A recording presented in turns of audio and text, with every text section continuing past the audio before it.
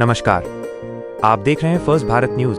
देश आज मना रहा है 77वां गणतंत्र दिवस और सूरत की सड़कों से लेकर स्कूलों तक देशभक्ति का ऐसा सैलाब उमड़ा है कि हर कोई जय हिंद के नारों से झूम उठा है।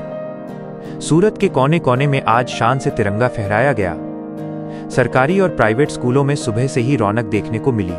हैदरगंज प्राथमिक स्कूल हो या LD high school, vibrant English medium हो या जैक एंड जिल स्कूल, हर तरफ तिरंगे की आन बान और शान नजर आई। विशेष तौर पर SSD पब्लिक स्कूल में बच्चों ने अपनी परफॉर्मेंस से आग लगा दी। छोटे छोटे बच्चों ने वीर वीरांगनाओं का रूप धरकर देश की विरासत को जीवंत कर दिया। सामाजिक नेताओं और अभिभावकों की मौजूदगी में बच्चों के देशभक्ति नृत्य और नाटकों ने सबका दिल जीत लिया। सिर्फ झंडा वंदन ही नहीं, बल्कि सूरत वासियों ने एक दूसरे का मुंह मीठा कराकर संविधान के इस पर्व का जश्न मनाया और संकल्प लिया एक विकसित भारत का। पूरे शहर में गूंज रहे देशभक्ति के ये तराने आने वाली पीढ़ी को राष्ट्र निर्माण की प्रेरणा दे रहे। साहेब श्रीનું સ્વાગત શાળાના આચાર્ય શ્રી નરેશભાઈ કરશે।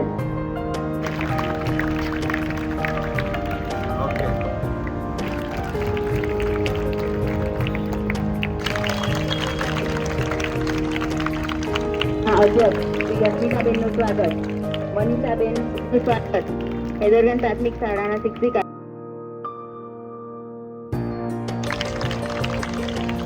વીરાબાઈનું સ્વાગત, ધીરુભાઈનું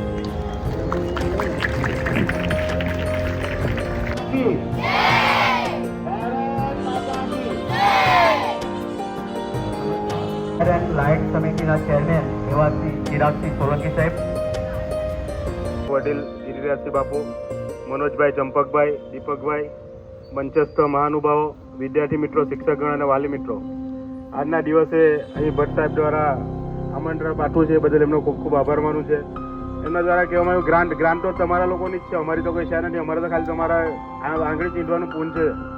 એના બદલ જે અમારા થકી જે કંઈ થયું હોય તે તમારા લોકોની જ લાગણીઓ છે અને તમારા થકી જ અમને અહીંયા મુકામ મળ્યું છે, તેના થકી અમે તમારી સેવા કરી શકીએ છીએ।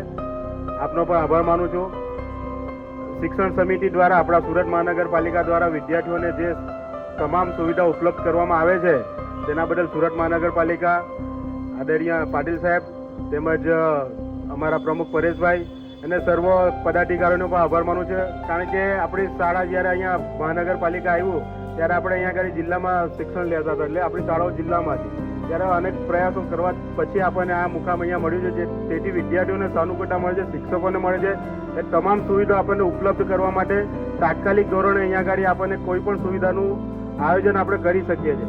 તેમજ નોટિફાઈડની ગ્રાન્ટ માટે આ સાહેબે જે કંઈ કીધું છે, આપણે અહીંયા સચિનના વડીલો બેઠા છે, તેમણે પણ આગળ અહીંયા સૂચવ્યું હતું કે ભાઈ हैदरगंज શાળા છે, આપણી બહુ જૂની શાળા છે, અહીંયા તમામ વિદ્યાર્થીઓ અહીંયા ભણ્યા છે આ શાળામાં, તો એનો વિકાસ કોઈ પણ રીતે અટકવો નહીં છે।